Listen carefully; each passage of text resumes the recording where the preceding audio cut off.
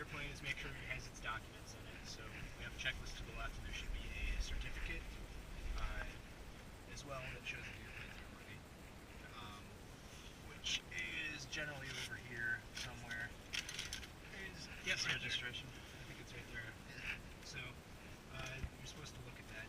This is a checklist, not a do list. So Came to 82. yeah, we just make sure it's Expiration. There you go. So that's all good. There's our Wisconsin registration certificate.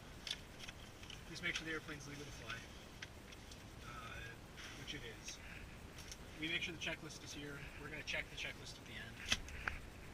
We do the do list. We'll check it. So there's a control lock up here.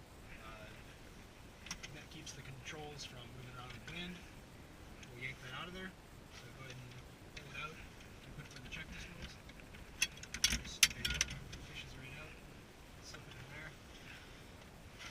Now going from left to right, suction gauge, we'll get into that a little later. This is a clock.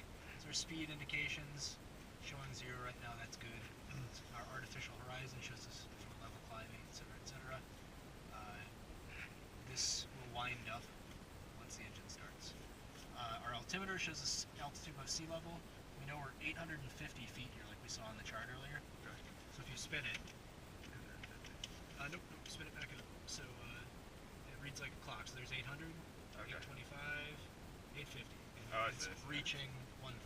Okay. If you look over here to the right, you'll see it says 30. What's the rest of it? 304 point whatever. Okay, so it's 4 30.4 and something. 304. Oh, it's 30.4. Okay, and then the next one's 0.5. Yep. So we'll say 30.44. Okay. That's the barometric pressure here. Okay. So if we know the barometric pressure, we can set the barometric pressure while we're flying, or if we know the elevation where we are right now, we can set it, which we just did. We know it's 850 feet. That gave us the barometric pressure. Another thing, if we're going to go on a trip and we're needing to know performance information, all performance numbers are based on 29.92 barometric pressure. So if that was the barometric pressure today at 850 feet, the airplane would perform like it does in the book. We're actually at 425 feet pressure altitude, so the airplane is going to perform better than it normally would because the air is more dense. Okay. Plus it's colder. All the performance is based upon, if you look up there, there's a temperature gauge. It's based upon a 50-ish degree temperature, so we're much colder than that. Air is more dense once again, so we know we're going to have better performance. So all of the really conservative estimates, we can do better than. So we know it's going to be a good day to fly.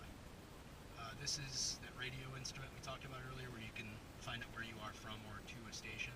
We got 2 of them. Vertical speed shows us in how many feet per minute we're climbing or descending. It comes in handy when you're flying blind. We don't really use it too much visually. We don't actually use much of any of this visually, but this is a compass that is based on a gyroscope. That's the real compass up there. So we set this compass to that compass, and it kind of keeps in step. Turn coordinator, it shows us if we're banking and if we're using our rudders are controlled by our feet. This controls roll and climb. So when you roll the wings, you have to push a little bit of rudder in. You know if you're doing that right, if the ball's sinking. So we'll go through that in a minute. Fuel indications, they're not very reliable. We do it visually, and then you estimate conservative burn amounts per hour. These are just backups. They're really inaccurate. How long can you go on one tank? We carry 22 and a half gallons per side. Okay. So roughly you burn 7.5 to 8 gallons per hour. Almost conservatively, if you pull the power way back, you can get like 6 hours out of it. 4 is a good planning because you want to that. So 4 hours at about 120 miles per hour. Oil pressure and temperature is just normal stuff. You want to make sure you've got oil pressure so you don't seize up your engine. And temperature is nice to have as well, just to make sure that your engine's performing normally. RPM, this engine is just designed to go all or nothing, so it just stays at like 2,500 RPM.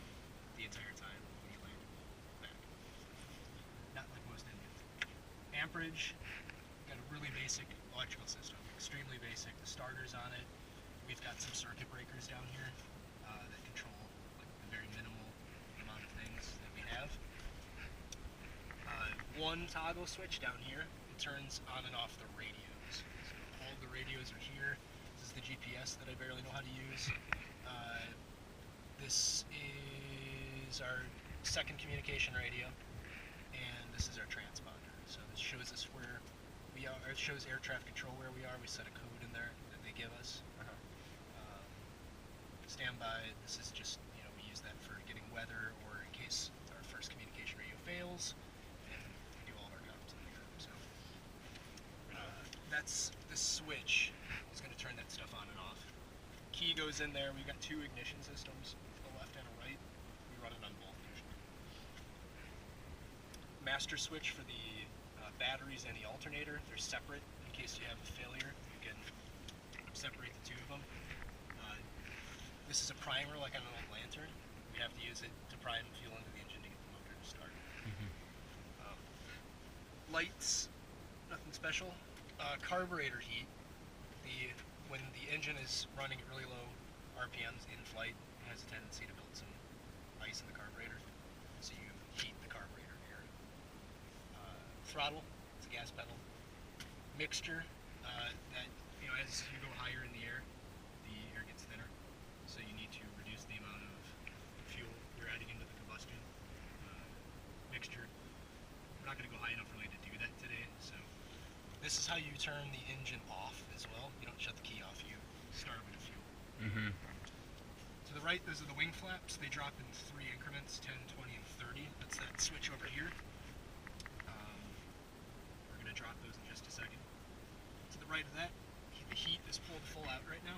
That means it's on, and the air below that is pushed full in. It means that it's off. So if we are too hot, we mess with those. Going down here, that's the hand microphone we use, and that it's on today because mine's broken. This is very important. It's called the trim. And as you change speeds, you build up control pressures in the flight controls. The trim takes those control pressures out. You do a majority of your flying with the trim. I mean, it's...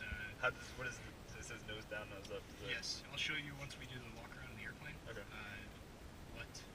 What that does exactly, but it's just a small tab on the elevators, which if you look straight back, elevators are right there. Yep. Okay. It's just a small tab right there. That tab moves just slightly to take the control pressures out while you're flying. So it's very, very important. It's so important, it's just like a video. Yeah. It's like, that makes flying possible. So if you go below that, you've got the little rotator mechanism right there. Left, right, off, both. Those are fuel tanks. Fuel tanks are in the wings. Okay, so you can, if need be, you can set it just to one You tank. can manage your fuel burn by tank to tank. And that's like an old style way of fuel management. You don't really do it anymore, especially on Cessnas. It's not. Yeah. So I generally just leave it on both unless we've got a really good reason not to. Okay. Parking brake. If you see that out for some reason, and I'm forgetting it, feel free to let me know. It doesn't really do much on Cessnas except for take away your steering. We steer with our feet on the ground. The rudder pedals are the bottom portion. We control the rudder, the vertical portion in the back, and the nose wheel for steering. If the parking brake is on, there's no steering. Okay. Is there ever a reason to... If we were on a completely flat level surface, windy, you put the parking brake on. It kind of puts some pressure into the system. Not really. It's not very functional. I believe we've covered everything on the panel. Seats, you've got these adjustments down here for vertical. If you crank them, it will raise you up and down.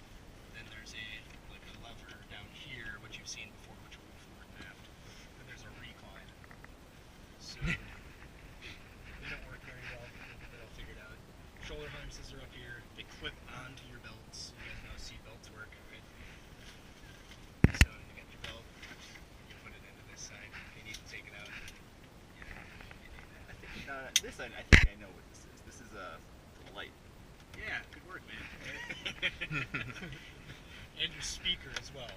we'll all be using. So that pretty much takes care of this. When we shut the doors, you close them naturally. There's no like slamming or anything. Then there's this will just fall straight down. That'll lock the door. We'll give it a little nudge, make sure that it's locked. If the door falls off in flight, it doesn't.